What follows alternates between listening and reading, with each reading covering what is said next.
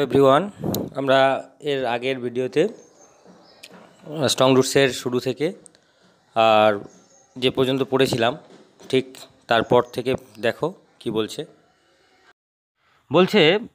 The high priest, প্রধান পুরোহিত of Rameswaram temple. ওই যে রামেশ্বরম যে মন্দিরের, যে শিবা টেম্পলটার জন্য রামেশ্বরম খুব বিখ্যাত, সেই রামেশ্বরম মন্দিরের প্রধান যে পুরোহিত ছিল পক্ষী লক্ষ্মণ শাস্ত্রী, পক্ষী লক্ষণ শাস্ত্রী ওয়াজ আ ভেরি ক্লোজ ফ্রেন্ড, খুব কাছের বন্ধু ছিল অব মাই ফাদার্স, আমার বাবার। একটা জিনিস ভালো করে লক্ষ্য করো, কালামের বাবা অর্থাৎ জয়নুল আবেদিন কিন্তু মসজিদের মৌলভী, আর এদিকে কিন্তু পক্ষী লক্ষণ শাস্ত্রী রামেশ্বরম টেম্পলের প্রধান পুরোহিত। মানে হিন্দু এবং মুসলমানদের মধ্যে কিন্তু একটা ক্লোজ ফ্রেন্ডের একটা রিলেশনশিপ তখন ছিল। One of the most vivid memories, আমার স্পষ্ট মনে আছে অব মাই আর্লি চাইল্ডহুড, আমার এক শৈশবের যতগুলো স্মৃতি আছে তার মধ্যে একটা স্পষ্ট স্মৃতি আমার মনে আছে, is of the two men, ওই দুজন লোককে নিয়ে, যে ইচ প্রত্যেকে, মানে আমার বাবা এবং পক্ষী লক্ষণ শাস্ত্রী দুজনে ইন ট্র্যাডিশনাল অ্যাটায়ার, অর্থাৎ তাদের ঐতিহ্যবাহী পোশাক পরে। ঐতিহ্যবাহী পোশাক বলতে ওই হিন্দু পুরোহিতের যে পোশাকটা আর মুসলিম মৌলবীদের যে পোশাক, কী করতো না, ডিসকাসিং, আলোচনা করতো স্পিরিচুয়াল ম্যাটার্স, আধ্যাত্মিক ব্যাপার স্যাপার সম্বন্ধে। যখন আই ওয়াজ ওল্ড এনাফ, আমার যখন যথেষ্ট বয়স হলো, টু আস্ক কোয়েশ্চেন, প্রশ্ন জিজ্ঞেস করার মতো, যখন আমি আমার বাবার মুখে মুখে প্রশ্ন জিজ্ঞেস করতে শুরু করলাম, এরকম একটা বয়স, আমরা সব বয়সে তো আর বাবা মায়ের মুখে প্রশ্ন জিজ্ঞেস করতে পারি না।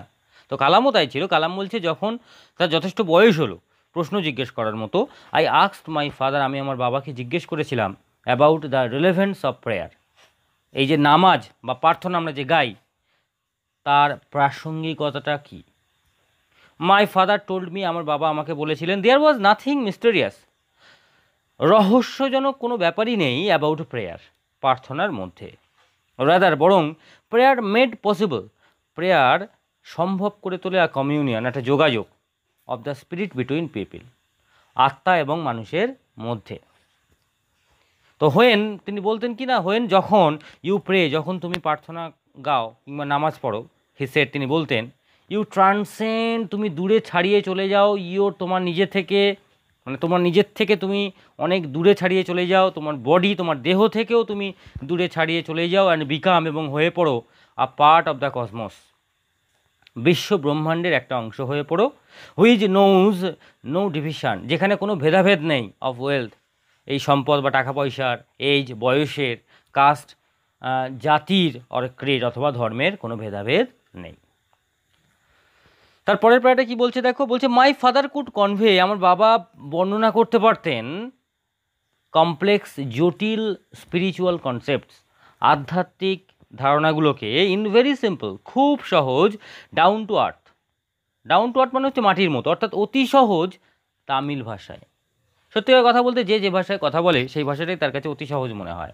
আমরা আজকে বাংলা ভাষায় কথা বলছি বলে আমাদের কাছে বাংলা ভাষাটাই মাটির ভাষা বলা হয়, অতি সহজ ভাষা বলা হয়। তো উনি যেহেতু তামিল ছিলেন, এপিজে আব্দুল কালাম যেহেতু তামিল ছিলেন, তাই ওনার কাছে তামিল ভাষাটাই হচ্ছে সবচেয়ে সহজ। তাই বলছে আমার বাবা কুড কনভে, পারতেন বর্ণনা করতে, কমপ্লেক্স, জটিল স্পিরিচুয়াল কনসেপ্টস, আধ্যাত্মিক ধারণাগুলোকে ইন ভেরি সিম্পল, খুব সহজেই বর্ণনা করতে পারতেন, ডাউন টু আর্থ, অতি সহজ তামিল ভাষায়।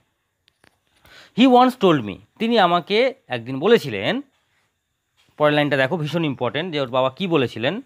বলছে ইন হিজ ওন টাইম, বলছে কোনো একটা মানুষ যদি তার নিজের সময়ে দাঁড়িয়ে, ইন হিজ ওন প্লেস, তার নিজের জায়গায় দাঁড়িয়ে, in what he really is, সে যে সত্যিকারের কী সেই পর্যায়টা যদি সে ভাবনা চিন্তা করে, অ্যান্ড এবং ইন দ্য স্টেজ, আজকের কোন পর্যায়ে, কোন ধাপে হি হ্যাজ রিচড, সেই লোকটা বা সেই ছেলেটা পৌঁছেছে, গুড অর ব্যাড, ভালো নাকি খারাপ পর্যায়ে। এভরি হিউম্যান বিং, প্রত্যেকটা মানুষ কিন্তু ইজ আ স্পেসিফিক এলিমেন্ট, একটা বিশেষ উপাদান, উইদিন দ্য হোল, এই যে পুরো অব দ্য ম্যানিফেস্ট, প্রকাশিত যে ডিভাইন বিং, যে স্বর্গীয় যে জিনিসটা আছে তার মধ্যে মানুষই সবচেয়ে শ্রেষ্ঠ।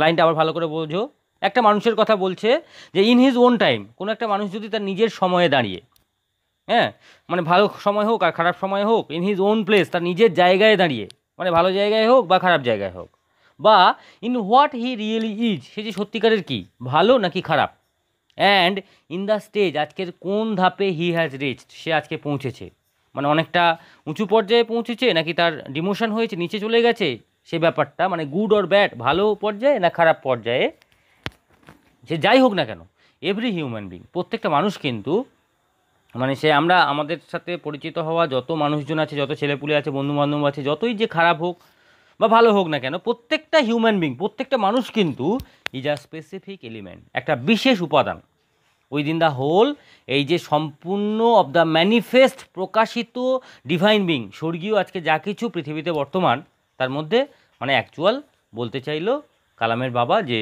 মানুষই সবচেয়ে শ্রেষ্ঠ। সো হোয়াই বি অ্যাফ্রেড, তাহলে আমরা যদি সবচেয়ে শ্রেষ্ঠ হই, তাহলে বলছে কালামের বাবা কালামকে বলছে হোয়াই বি অ্যাফ্রেড, তাহলে ভয়টা পাবে কেন অফ ডিফিকাল্টিস, কোনো সমস্যাতে, ডিফিকাল্টি মানে এখানে কঠিন মানে কঠিন যে পরিস্থিতিগুলো হয় আর কি, সাফারিং, দুঃখগুলোতে অ্যান্ড প্রবলেমস এবং সমস্যাগুলোতে ভয় পাওয়ার কোনো কারণ নেই। আমরাই যদি সবচেয়ে শ্রেষ্ঠ হই তাহলে আমাদের ভয় পাওয়ার কোনো কারণ নেই। কালামের বাবার কথা অনুযায়ী বলছে যে হোয়েন ট্রাভেলস কাম, যখন সমস্যা আসে, ট্রাই চেষ্টা করো টু আন্ডারস্ট্যান্ড, বুঝতে the relevance of your suffering, তোমার দুঃখ কষ্টের প্রাসঙ্গিকতাটা কি, কারণটা কি।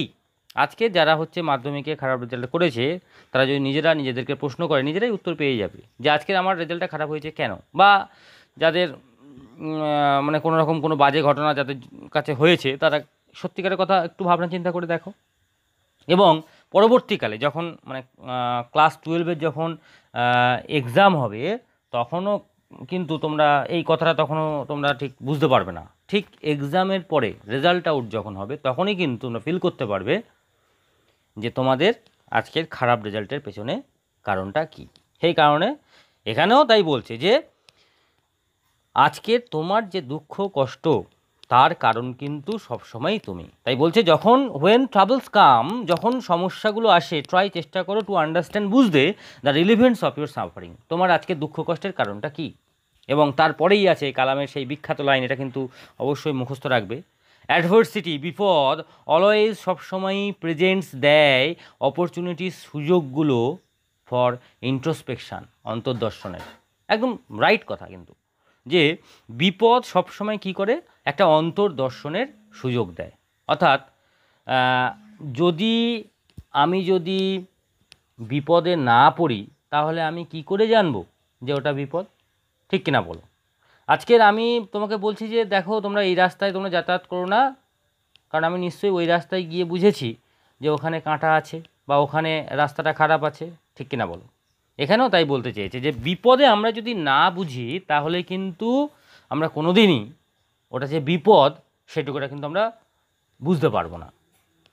এবারে আমরা সাধারণ মানুষরা কী করি, আমরা এখন কিন্তু ওই বিপদকে অ্যাভয়েড করে অ্যাভয়েড করে চলে যাওয়ার চেষ্টা করি, ঠিক কিনা বলো, মানে এড়িয়ে যাওয়ার চেষ্টা করি প্রায় সবাই। কিন্তু কালামের বাবার কথা অনুযায়ী বিপদকে এড়িয়ে চলার মানেই কিন্তু আমরা কোনোদিনই সেই বিপদের সম্মুখীন হতে পারবো না। আমরা বিপদে পড়তে হয়, বরং বিপদে পড়ে ওই বিপদ থেকে কী করে উদ্ধার করা যায় এবং পরবর্তী প্রজন্মকে আমরা কি করে যাতে আটকাতে পারি, সেই ব্যবস্থাটাই করতে হবে। যে না না ওখানে তোমরা যেও না, ওখানে বিপদ আছে। হ্যাঁ, তাই বিখ্যাত লাইন, এটা কিন্তু অবশ্যই সবাই একটু মুখস্থ করে রাখবে যে adversity always presents opportunities for introspection. বিপদ কিন্তু সবসময় একটা অন্তর্দর্শনের সুযোগ দেয়। বিপদ মানেই যে সবসময় একটা খারাপ ব্যাপার, সেটা মোটেও নয়। আমি বিপদে পড়েছি মানে অবশ্যই তার একটা সমাধানের রাস্তা তো অবশ্যই আছে, এবং একবার বিপদে পড়া মানেই কিন্তু সবসময় আমরা চেষ্টা করব যে কিভাবে ওর থেকে আরও বেটার কিছু করা যায়। ওই একটা কথা আছে না, যে ন্যাড়া একবারই বেলতলায় যায়। মানে যে ন্যাড়া, সে বেলতলায় গিয়ে, ওটা একটা প্রবাদ প্রবচন আর কি, যে সে মানে বেলতলায় একবার গিয়ে সে বুঝতে পেরেছে যে তার ওখানে যাওয়া উচিত নয়। সে যদি না যেত, কোনো না কোনো ন্যাড়া যদি ওখানে না যেত, তাহলে কিন্তু এই কথাটার প্রচলন কখনোই হতো না। এখানেও তাই। ঠিক আছে।